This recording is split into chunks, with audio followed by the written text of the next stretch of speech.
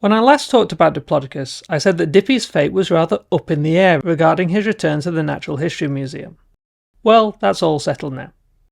As a brief reminder, Dippy the Diplodocus was gifted to the Natural History Museum in 1905, was installed in the famous Hinsey Hall in 1979, and given a more accurate raised tail in 1993. It was then taken down in 2017 for a tour of the UK and replaced in the hall by Hope the blue whale. Dippy returned to the Natural History Museum and was on temporary display from May 2022 to January 2023. While Dippy was being toured around the UK, all 292 plaster-cast bones were 3D scanned and pored over by a team of engineers and architects. This was done with the intention of creating a new Diplodocus mount, but far more ambitious than in 1905.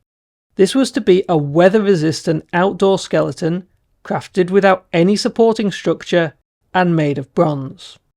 Although being a copy of the bones of Dippy, the Natural History Museum reached out to local school children to name this new mount, and that resulted in the christening of Fern.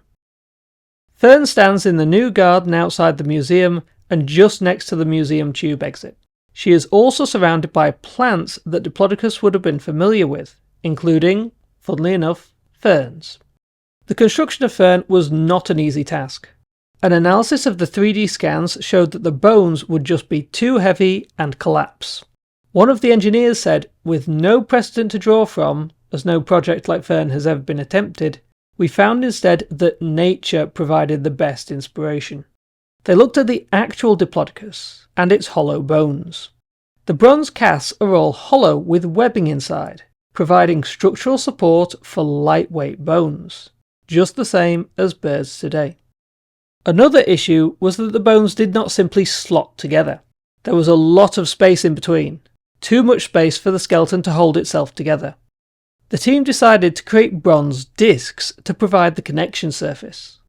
This, Paul Barrett noted, did just what cartilage would have done for the actual dinosaur.